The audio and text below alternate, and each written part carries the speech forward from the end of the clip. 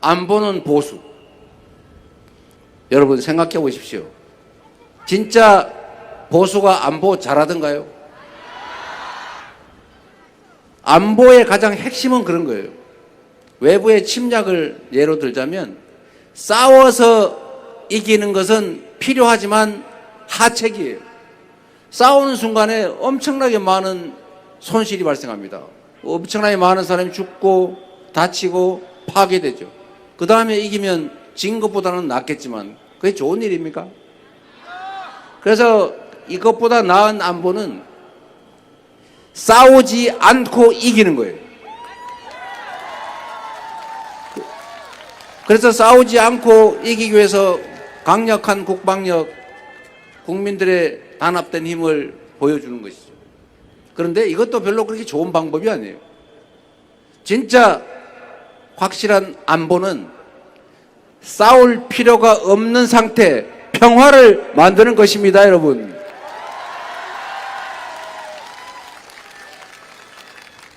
생각을 해보면 간단해요. 평화, 싸울 필요가 없는, 싸울 걱정이 없는 상태를 만들기 위해서 우리는 많은 노력을 기울여야 합니다.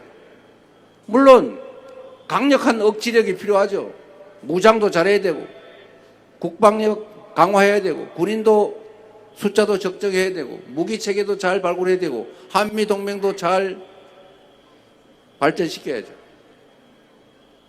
그러나 더 중요한 게 있습니다. 그 위에 대화하고 소통하고 협력하고 공존하면서 서로 공격하지 않고 위협하지 않고 더 같이 함께 살 수 있는 길이 있다면 그 길을 가게 하는 것, 그게 진정한 안보 아닙니까, 여러분? 그런데 보수 정권들이 하는 걸 보십시오. 둘 중에 하나밖에 몰라요. 세상에 음지 있고 양지도 있는 거죠. 긴 게 있어야 짧은 것도 있고, 이 생각하는 사람도 있고 저 생각하는 사람도 있고, 이 파란 풍선 든 사람도 있고 빨간 풍선 든 사람도 있는 거지 않습니까? 강력한 국방력, 군사력 필요하죠.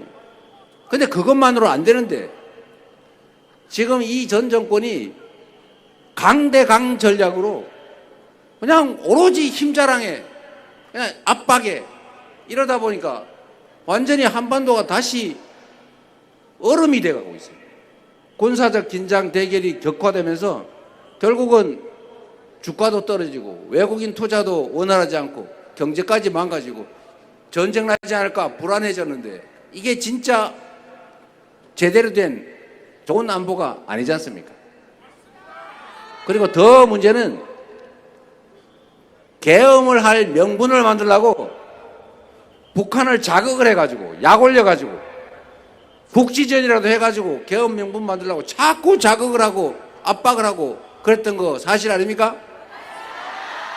지금 내란죄만 입건돼서 처벌하고 있는데 외환 유치죄, 외환죄 이거는 반드시 수사를 해가지고 대한민국의 안보를 해치면서 영구 집권을 위한 계엄 명분을 만들려고 상대 국가를 자극해서 우리를 침공 또는 전쟁이 전투가 벌어지게 만들려고 했던 이 행위에 대해서도 엄정하게 책임을 반드시 물어야 합니다, 여러분. 국가를 보위하는 이 안보 역량을 사적 이익, 정치적 이익을 위해서 훼손하고 국가를, 국민을 위험에 빠뜨린 죄 엄정하게 진상 규명하고 반드시 상응하는 책임을 물어야 다시는 이런 짓을 못하게 되지 않겠습니까?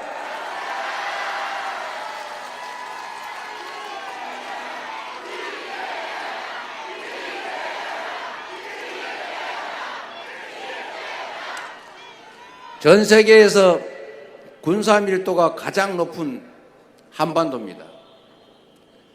객관적인 눈으로 보면 전쟁 발발 가능성이 두세 번째로 높은 세계적인 위험 지역이죠. 우리는 잘 느끼지 못하지. 방위산업도 발전시키고 군사력도 강화하고 한미동맹도 강화하고 국가 간의 외교 협력도 강화해서 그리고 더 안전할 수 있도록 남북 간의 대화와 소통의 길을 열고 협력과 공존의 길을 찾아나가는 진정한 안보, 우리 더불어민주당 이재명 정부가 확실하게 책임지겠습니다, 여러분.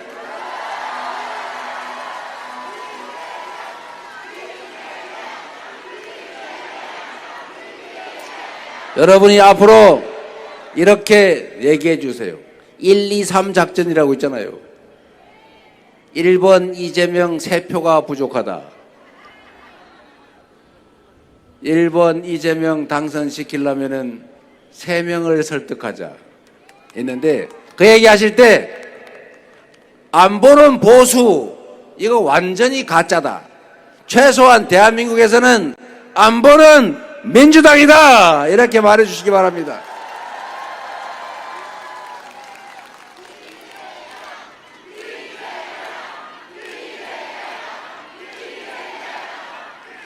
그리고 왜 원래 안보는 보수가 잘하는 게 객관적으로는 맞을 수 있어요. 그런데 대한민국은 예외예요. 왜 그러냐?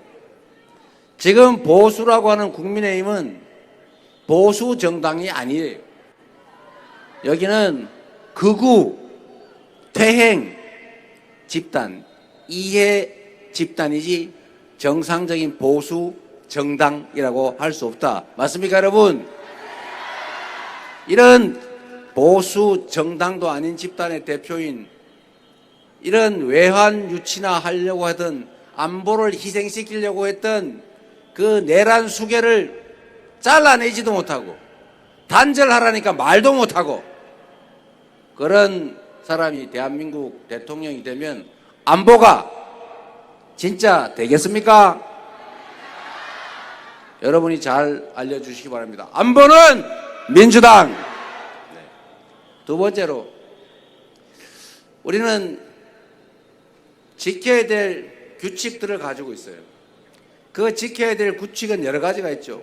개인적인 약속, 계약, 우리 부천시의 조례, 법, 시행령 등등 있습니다. 그중에 가장 고차원의 높은 규범, 이게 헌법 아닙니까? 이 헌법이라고 하는 우리 온 국민이 동의해서 만든 대한민국 최고 규범이 있는데 그 헌법이 정하는 국가 질서, 헌법 질서, 헌정 질서라고 하는 것을 깨면 되겠어요. 국민이 외부가 또는 누가 깨려고 해도 그걸 지키는 최종의 책임자가 바로 대통령 아닙니까? 대통령이 아마 6월 4일 날 첫 선서식을 하는데 그 첫 선서에서 대통령 당선자가 하는 말이 이겁니다. 나는 국법을 준수하고 국헌을 준수하고, 이게 제일 큰 의무 아니에요. 본인이 지켜야 될 뿐만 아니라 온 국민이 지키도록 할 의무가 있는 그 국가의 최고 책임자가 본인이 스스로 헌법을 깨고 계엄이라는 이런 반란 행위를 통해서 혼자 국가 권력을 다 차지하고 야당 의원들 이건태 의원 싹 다 잘라가지고 깜빵 보내고 마음에 안 들면 저 백령도 가는 배에다 태워가지고 폭탄으로 터뜨려가 다 죽여버리자, 이런 계획해가지고 국회를 군인을 보내가지고 점령하려고 하잖아요. 이거 용서할 수 있습니까, 여러분? 절대로 용서해서는 안 될 뿐만 아니라 다시는 이런 거 꿈도 꿀 수 없게 엄정하게 책임을 물어야 우리가 안심하고 살 수 있지 않겠습니까? 그 책임을 묻는 첫 출발이 바로 6월 3일 대한민국 대통령 선거다. 맞습니까, 여러분? 이번 선거는 이재명이냐 김문수냐 국민의힘이냐 민주당이냐 이걸 정하는 선거가 아닙니다. 이번 선거는 내란 세력을 책임을 묻고 내란 세력의 귀환을 막을 것이냐, 아니면 그들의 귀환을 허용해서 영원히 폐락하는 후진국 제3세계로 전락할 것이냐, 미래를 향해 나아갈 것이냐, 정상적인 나라가 될 것이냐가 결정되는 역사적인 이벤트입니다, 여러분. 맞습니까? 내가 누구를 좋아하고 싫어하고는 다음 문제입니다. 이 나라가 제자리를 찾느냐, 구렁텅이로 그대로 계속 굴러 떨어지느냐가 결정되는 거죠. 이재명이 밉더라도, 민주당이 좀 마음에 안 들더라도 결코 내란 세력을 지지하거나 내란 세력에게 기회를 다시 줘서는 안 된다. 동의하십니까, 여러분?